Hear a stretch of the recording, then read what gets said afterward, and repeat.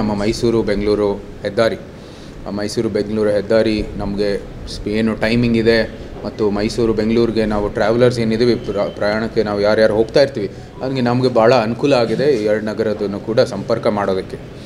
ಈ ನಿಟ್ಟಿನಲ್ಲಿ ಅದು ಪ್ರಧಾನಮಂತ್ರಿ ಅವರ ಏನು ಭಾರತ್ಮಾಲಾ ಯೋಜನಾ ಹಾಗೂ ಇವರು ನಮ್ಮ NHAI ಹೈವೇ ಸಚಿವರಾದ ಶ್ರೀ ನಿತಿನ್ ಗಡ್ಕರಿ ಅವರ ನೇತೃತ್ವದಲ್ಲಿ ಈ ಒಳ್ಳೆಯ ಅಭಿವೃದ್ಧಿಯನ್ನು ಆಗಿದೆ. ಅದೇ ಒಂದು ಉತ್ತಮವಾದ ವ್ಯವಸ್ಥೆ, ಉತ್ತಮವಾದ ಒಂದು ಮೂಲಸೌಕರ್ಯ ಇನ್ನೂ ಉತ್ತಮಗೊಳಿಸಬೇಕಾಗಿರುವಂಥ ದೃಷ್ಟಿಯಲ್ಲಿ ನಾವು ಜುಲೈ ತಿಂಗಳಲ್ಲಿ ಹೈವೇ ಮಿನಿಸ್ಟರನ್ನು ಭೇಟಿಯಾಗಿ ಇಂಥ ಒಂದು ಕೆಲವು ನವೀಕರಣ ಆಗಬೇಕಾಗಿದೆ ಅಂಥದ್ದು ನಾವು ಅವ್ರಿಗೆ ಸೂಚನೆಯನ್ನು ಕೊಟ್ಟಿದ್ವಿ. ಅವ್ರಿಗೂ ಕೂಡ ನಿಮ್ಮೆಲ್ಲರ ಪರವಾಗಿ ಅಂದರೆ ಈ ಒಂದು ಕ್ಷೇತ್ರದ ಮತದಾರರ ಕ್ಷೇತ್ರದ ಒಂದು ಸಮಸ್ತ ಜನರ ಪರವಾಗಿ ಒಂದು ಬೇಡಿಕೆಯನ್ನು ಕೊಟ್ಟಿದ್ವಿ. ಅದರಲ್ಲಿ ಪ್ರಮುಖವಾಗಿ ಈ ಹೈವೇಯನ್ನು ಬೇಕಾಗಿರುವಂಥದ್ದು ಈ ಮಣಿಪಾಲು ಏನು ಸರ್ಕಲ್ ಇದೆ, ಈಗ ಅಧಿಕೃತವಾಗಿ ಕೆಂಪೇಗೌಡ ವೃತ್ತ ಅಂತ ಕರೆಯಲಾಗುತ್ತೆ, ಅಲ್ಲಿ ಒಂದು ಫ್ಲೈಓವರ್ ಜಂಕ್ಷನ್ ಬೇಕಾಗಿದೆ ಅಂತ ನಾವು ಸಹ ನಿಮ್ಮೆಲ್ಲರ ಪರವಾಗಿ ಒಂದು ಬೇಡಿಕೆಯನ್ನು ಕೊಟ್ಟಿದ್ವಿ. ಅದನ್ನು ಅವರು ಸ್ವೀಕರಿಸಿ ಅವ್ರು ಹೇಳಿದ್ರು ತಕ್ಷಣಕ್ಕೇ ಆದಷ್ಟು ಶೀಘ್ರದಲ್ಲಿ ಇದಕ್ಕೆ ಮುಂದುವರಿತೀವಿ ಅಂತ. ಈಗಾಗಲೇ ಅವರು ಕೂಡ ಅವರ ಒಂದು ಅನುಮತಿಯೊಂದಿಗೆ ಅದಕ್ಕೂ ಕೂಡ ಟೆಂಡರನ್ನು ಕರೆಯಲಾಗಿದೆ.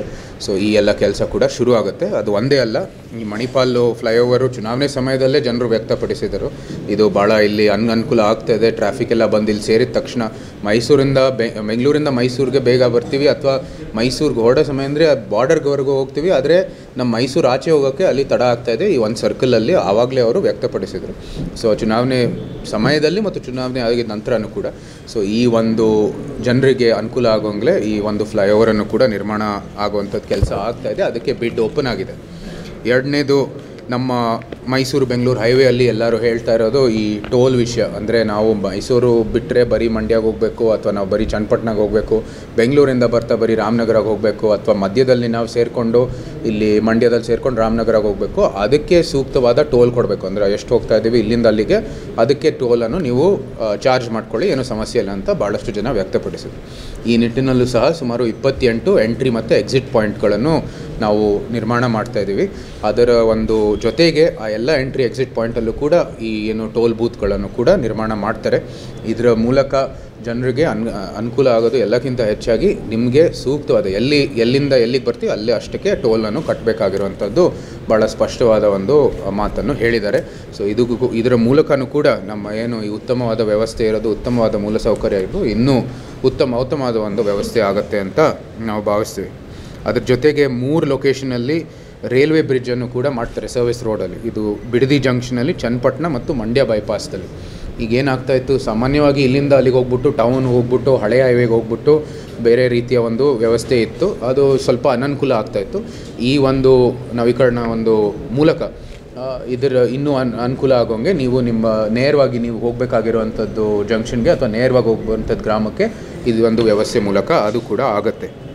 ಇನ್ನೊಂದು 2 ಲೊಕೇಶನಲ್ಲಿ ಒಂದು ಅಂಡರ್ ಪಾಸ್ ಬರುತ್ತೆ, ಇದು ಹರಿಕೆರೆ ಅಂತ ಮಂಡ್ಯ ಅಲ್ಲಿರುವಂಥದ್ದು, ಮತ್ತು ನಮ್ಮ ಓವರ್ ಪಾಸ್ ಆಗ್ತಾ ಇರೋದು ಗೌಡಹಳ್ಳಿಯಲ್ಲಿ, ಅದು ನಮ್ಮ ಶ್ರೀರಂಗಪಟ್ಟಣದಲ್ಲಿರೋದು.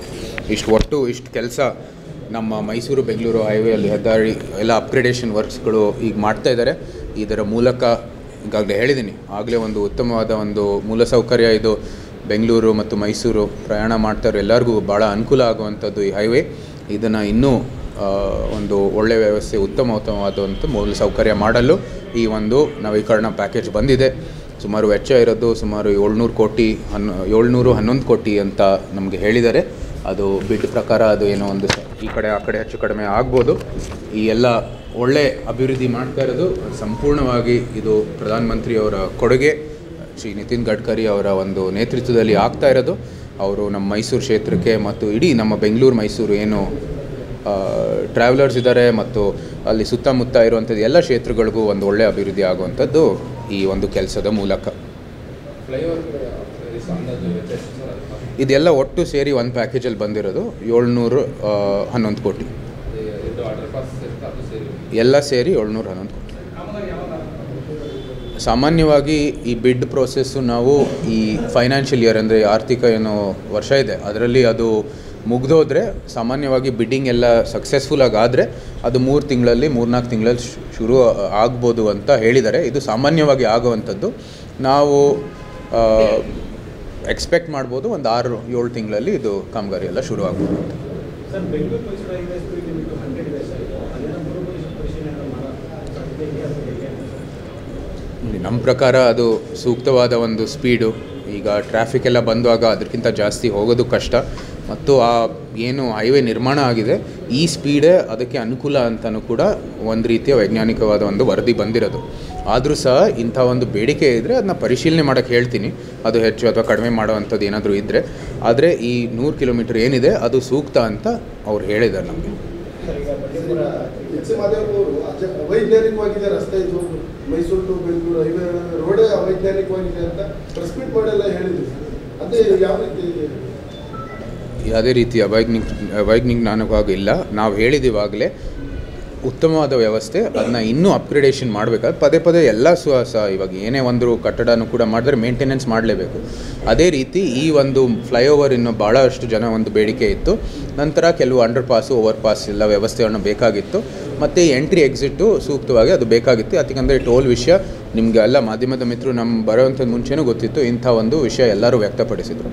ಈ ಎಲ್ಲ ನವೀಕರಣ ಮೂಲಕ ಆಗಲೇ ಚೆನ್ನಾಗಿರೋ ವ್ಯವಸ್ಥೆ ಇನ್ನೂ ಚೆನ್ನಾಗಿರುತ್ತೆ.